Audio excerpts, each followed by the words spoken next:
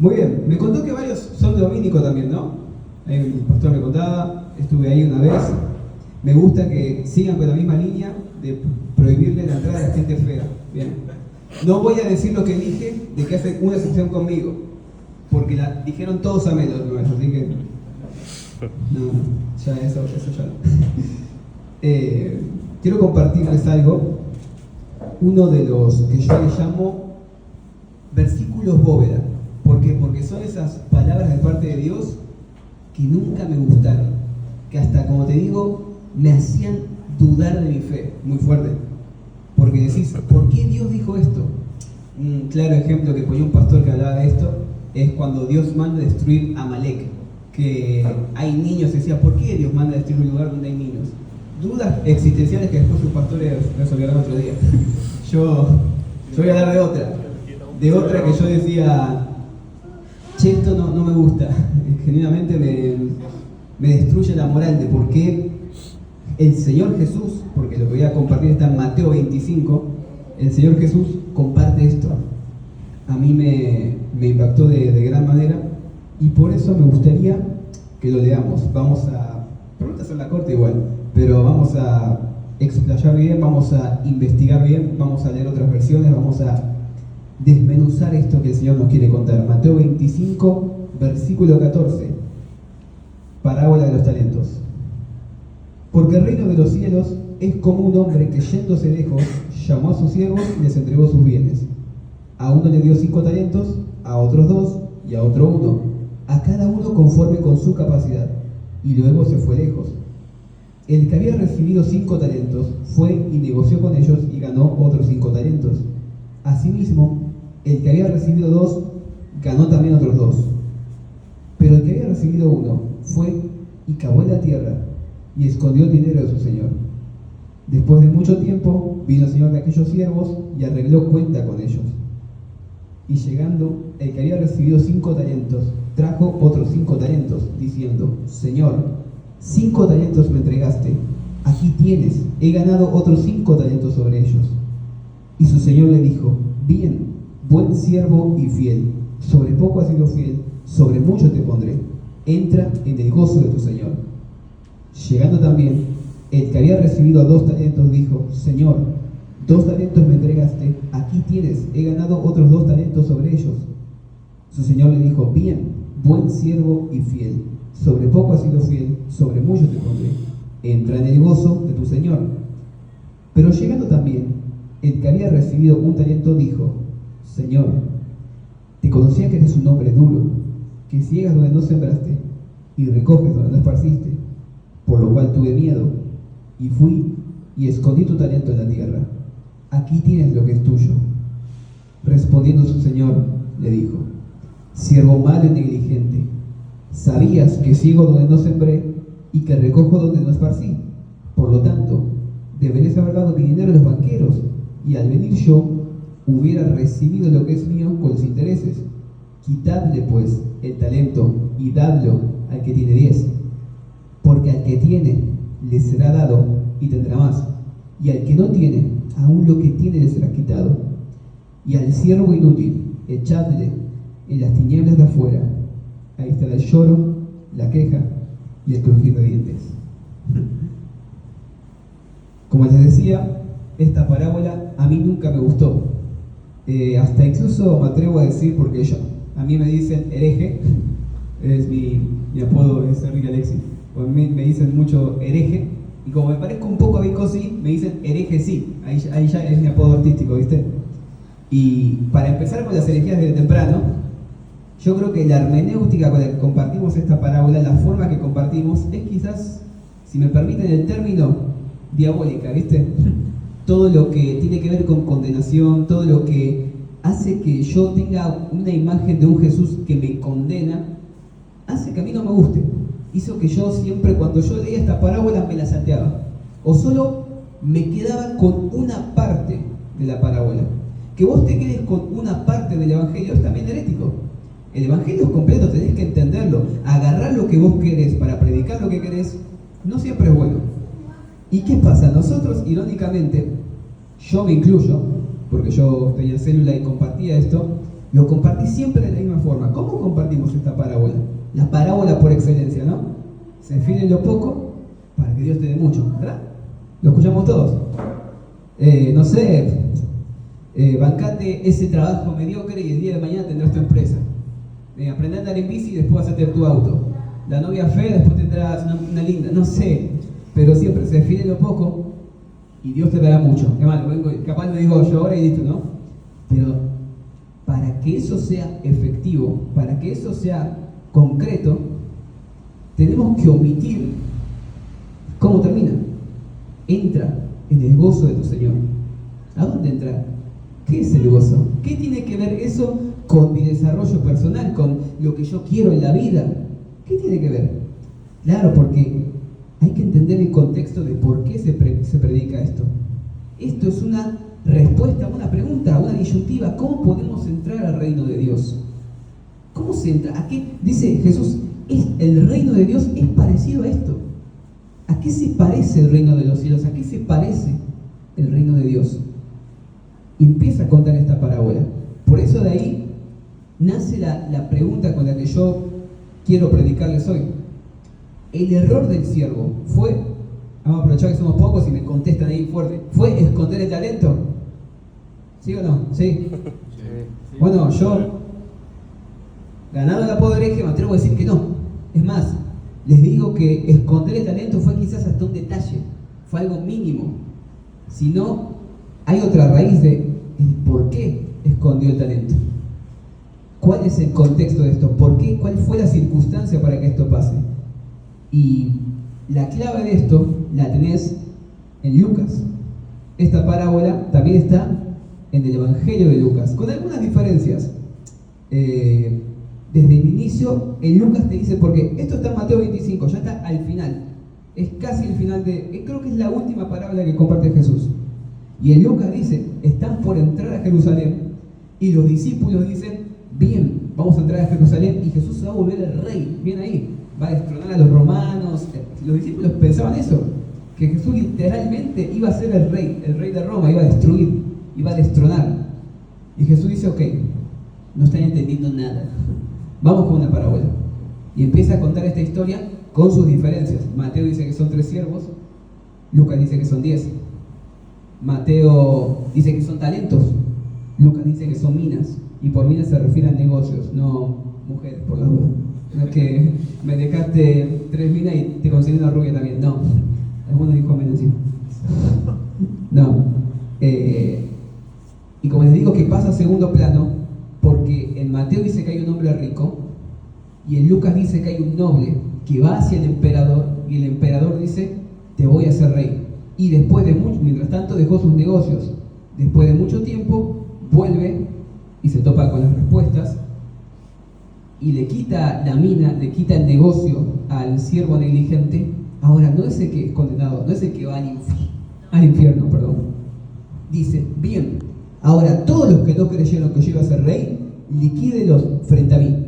Así termina esta parábola. Liquídenlos frente a mí los que pensaron que no iba a ser rey. Es decir, los que no creen en Jesús son condenados, ¿verdad? Ahora, ¿en dónde entran los talentos? ¿Qué nos quiere decir Mateo acá? Y yo vengo y digo que los talentos son lo de menos, no para arruinar una parábola que ya tiene 2000 años, no. Quiero darle más valor todavía, quiero enfocarme en cada aspecto de esto y decirles que los talentos quizás fueron lo de menos, porque les tengo que hacer otra pregunta. Era repregunto del pibe, ¿no? El Señor, ¿es un hombre duro que ciega donde no sembró y recoge donde no esparció? Y ahí vas a decir, pero no sabes leer. ¿Qué dice ahí? ¿Sabías que? Bueno, quiero compartirles otra versión, ¿sí? Yo esto lo leí en muchas versiones. Para entenderlo, para comprenderlo 100%, me lo leí en un montón de versiones.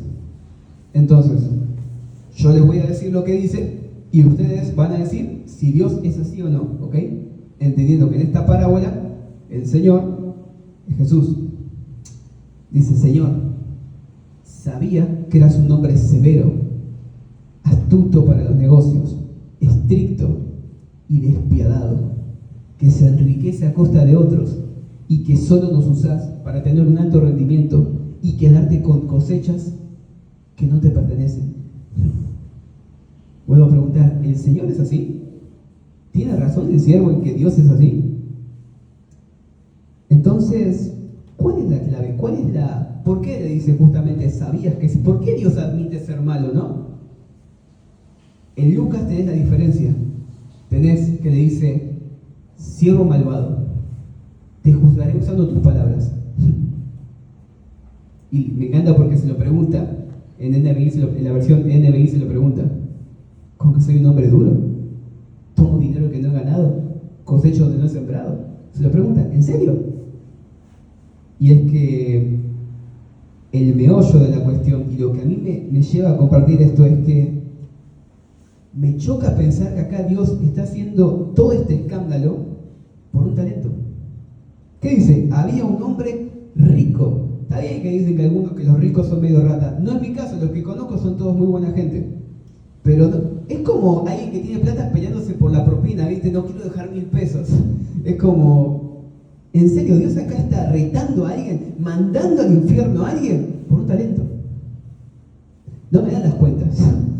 Porque vos decís, pará, Agustín, no sabes, un talento es un montón, con un talento comprás Mendoza. No, un talento era un talento, 2 talentos, 5 talentos, porque siempre yo pensaba esto, ¿por qué a uno le dio más y a otro menos? ¿Dios hace acepción de personas?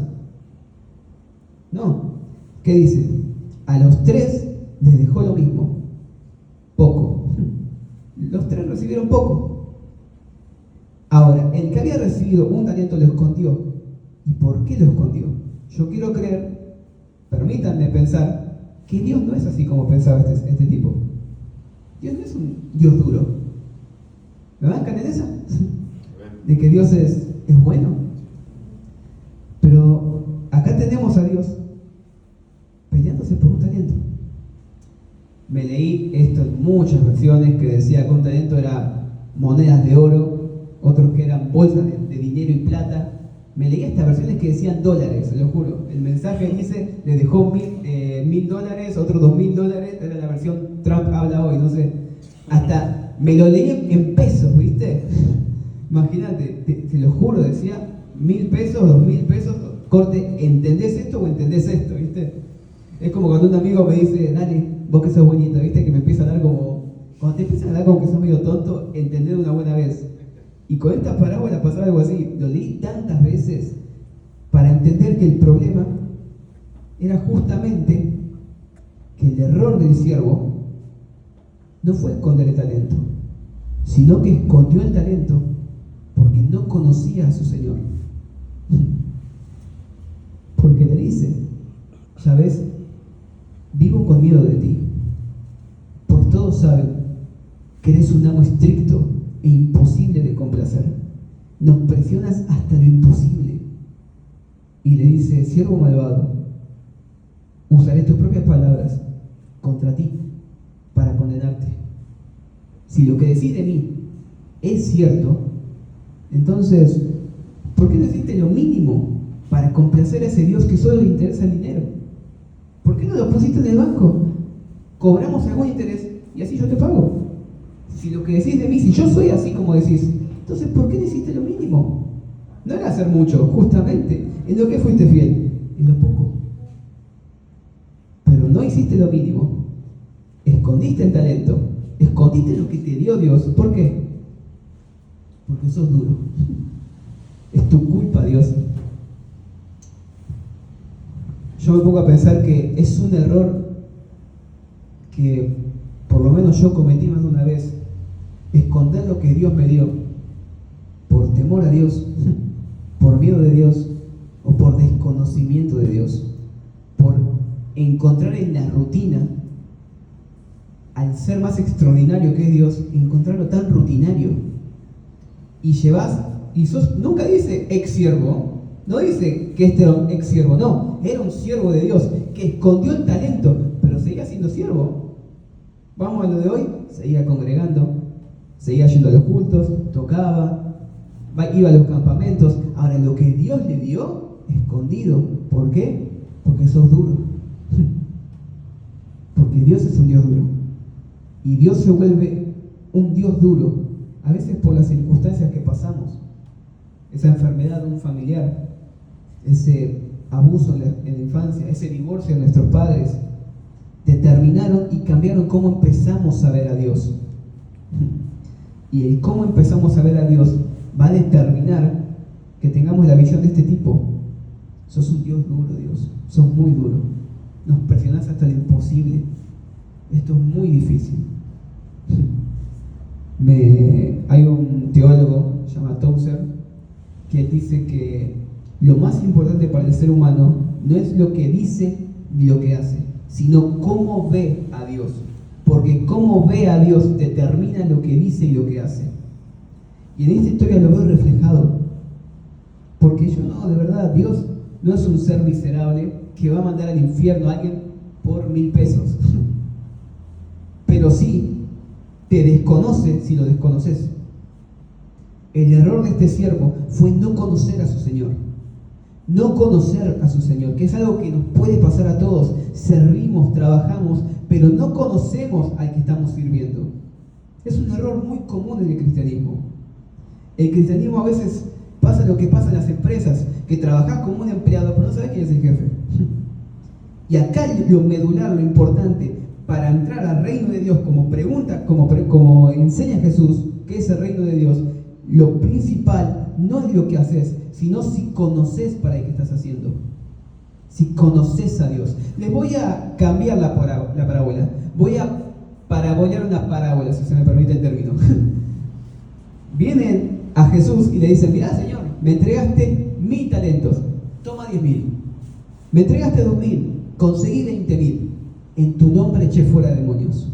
En tu nombre sané enfermos. En tu nombre profeticé. Les dice: entra en el gozo de tu Señor. Apártense de mí, no los conozco. ¿Querés entrar al reino de Dios? ¿Querés establecer el reino de Dios? Conocelo. Viene de ahí, conocelo. Es conocer a Dios. Es lo más básico. Me vine desde Quilmes un día lluvioso a predicarles lo más básico que van a escuchar. Pero creo que es lo más importante. Conozcan a Dios. Porque distorsionar la imagen de Dios por las cosas malas que te pueden pasar es algo muy sencillo que te pasa en la vida. A mí me pasó más de una vez. Cuando estaba muy mal, empecé a ver a Dios mal. Porque mi lente estaba mal. Las circunstancias de mi corazón hicieron que yo empiece a ver a Dios, sin irme de todas las versiones, como un Dios duro. Cuando es un Dios que te da oportunidad, es un Dios que siempre te acompaña. Nuestro Dios es bueno. No solo es bueno, es piadoso. No solo Dios es muy grande. No puedes tener la visión de cómo es Dios. No, Dios es grande, Dios es poderoso. Ahora, no existe ¿cómo decirlo? La imagen completa de Dios para nosotros. Pero Jesús la tiene. Tenemos que conocer a Jesús, tenemos que conocerlo. Eso es lo importante y lo medular. Lo otro es ser fiel en lo poco. Nos encanta ser fieles en lo mucho, ¿no? Nos encanta pensar en mucho. Ahora, dice, en lo poco. Yo no te pedí que hagas mucho, te pedí que hagas poco. Dios no te pide que hagas todo, Dios te pide que hagas algo. Y a veces nos ahogamos porque queremos mucho, queremos demasiado. Incluso ahora en la iglesia pensamos en concepto de mega iglesias, cuando si pensamos en ese concepto, como nos decía el pastor, Jesús fracasó. Si 120 en Pentecostés es el remanente de 10.000, y algo hizo mal Jesús, pero Jesús se enfocaba en la caridad. Jesús quería justamente discipular, Jesús quería enseñar, Jesús quería que lo conozcan. El reino de los cielos se ha acercado porque yo estoy acá, decía Jesús. Quiero que lo conozcan. El Evangelio se basa en conocer a Dios. El Evangelio se basa también en que entiendas que Dios te ama, porque es muy complejo entender eso. Me encanta un pastor que literal lo dice así: el Evangelio es entender que sos recibido en el corazón de Dios, que no hay pecado que te haga ser condenado, porque podés ir siempre a la presencia de Dios a arrepentirte. No hay un pecado que vos digas: no, listo, no puedo volver a Dios. No conoces a Dios si pensás eso. No existe pecado alguno que te pueda separar. No hay nada que esté por debajo de la sangre de Jesús. No hay nada que esté por delante de Él. Él es todo. Él es el perdón. Él es amor. Y Él está para lo que necesitemos. Y ahí es cuando se va disipando la imagen de ese Dios duro. Ahí es cuando se va disipando la imagen de ese Dios que te condena por hacer un mal trabajo, ¿no? Porque yo pensaba eso, pero si el siervo no perdió talento, ¿qué tiene de malo? Claro, es que no importa. Queda chocante decir que no importa el talento. Lo más importante es el corazón. Matate haciendo, venir el lunes al lunes, pero si no conoces a Dios, te vas a topar con esa realidad. No los conozco. ¿Te imaginas? Pasar toda tu vida y no saber que estás perdido. No saber que vas a ser condenado. Y claro, si no conoces a Dios. Son cosas que me dije una y otra vez. Tengo que conocer a Dios. Tengo que conocer a Jesús. Y te aviso que es algo que nunca va a terminar. Es demasiado grande. En el momento en que vos digas, ya conozco a Dios, no tengo que orar más, ya conozco a Dios, ya está, cometiste idolatría, te inventaste un Dios. Nuestro Dios es demasiado grande para conocerlo al 100%. Entonces, no se enfoquen en hacer mucho. Enfóquense en hacer su parte. Como dice acá, en hacer poco. En hacer lo que se les encomendó del Espíritu. ¿Verdad? Porque a todos se nos dejó algo. Según nuestra capacidad, pero se nos dejó algo. A uno le dio 5, a otro 2, a otro 1. Pero se nos dejó un talento, se nos dejó algo. Dice la Biblia, ¿no? Que también parábola que usamos para compartir lo que queremos. Que Dios es un buen padre. Que si un hijo le pide pan, le va a dar una piedra, o si le pide pescado, le va a dar un escorpión. Bueno, Dios, que es buen padre, si le pedimos nos va a dar. Y nos encanta usar esa parábola para decir que nos va a dar, no sé, una casa, un departamento, una novia, no sé. Pero Lucas es bien claro en lo que nos va a dar, al Espíritu Santo. ¿Qué estás haciendo con el Espíritu Santo? ¿Qué estás haciendo con los dones del Espíritu que te está dando? ¿Qué estás haciendo?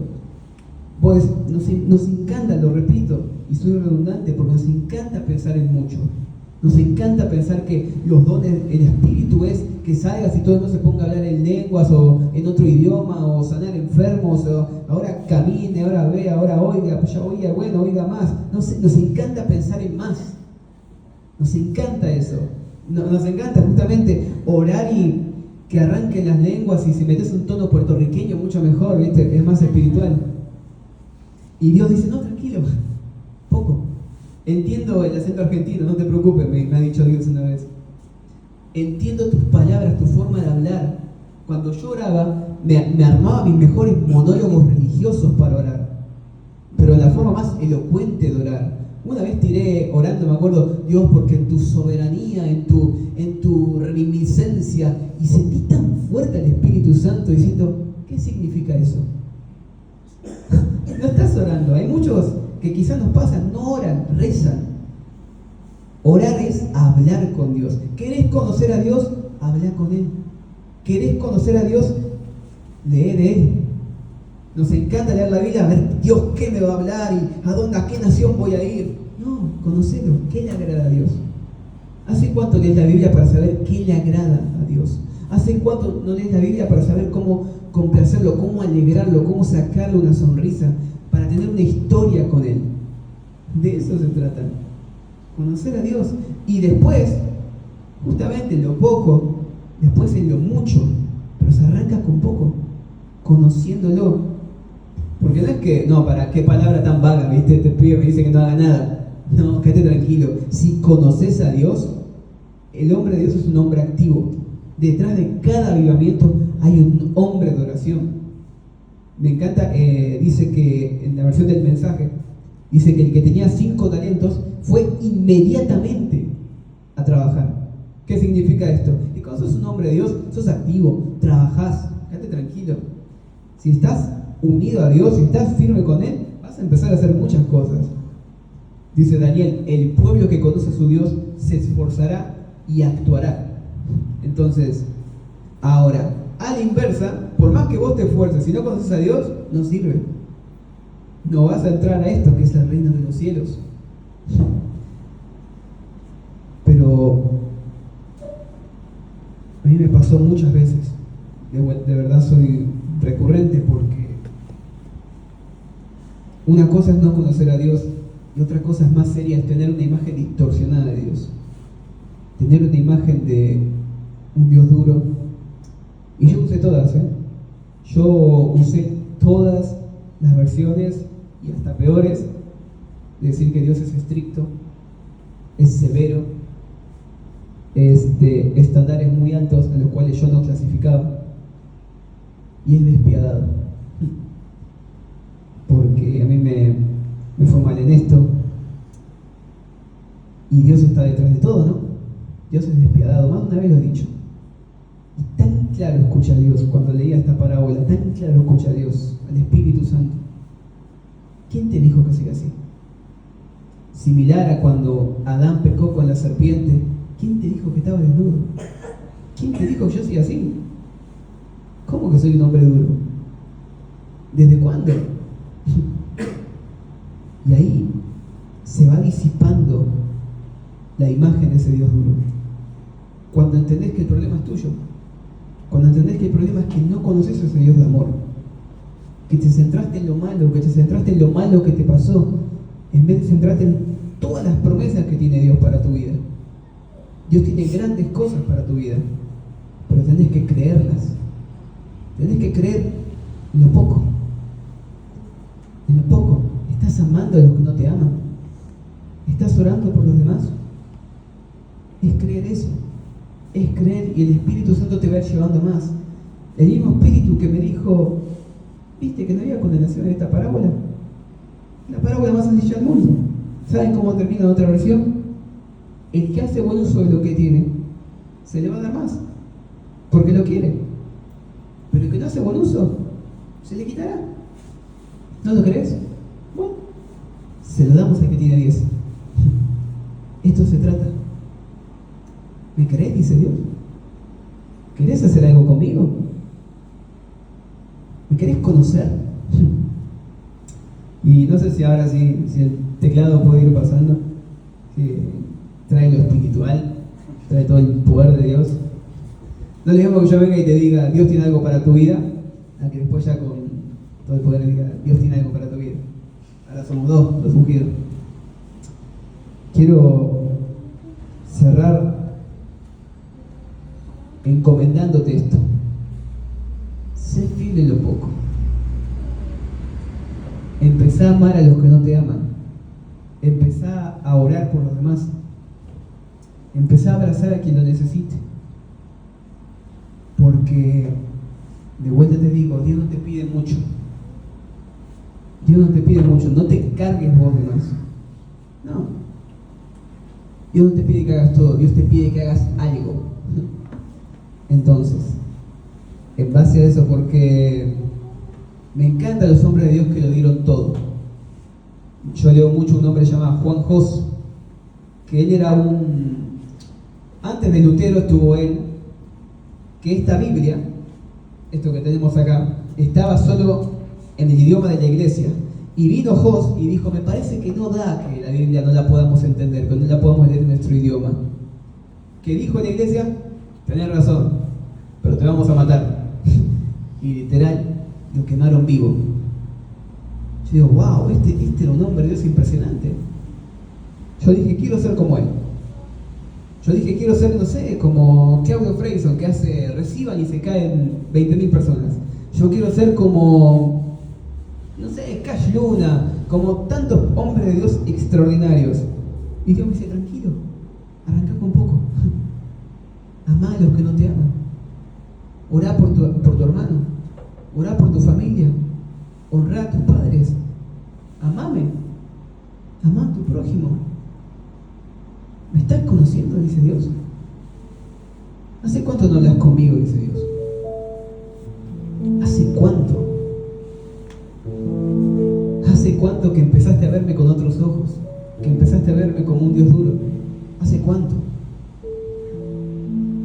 Y me dice, no. Arranca con poco.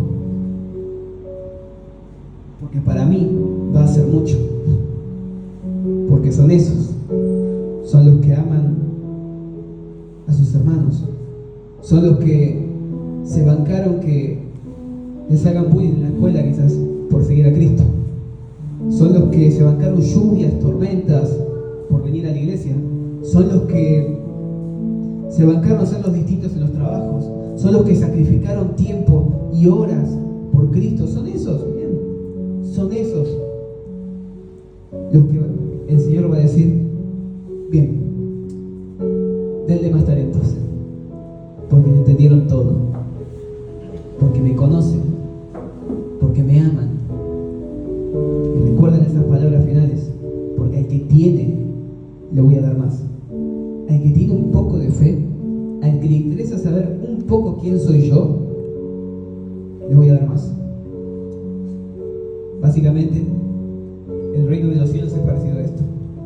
¿Oramos?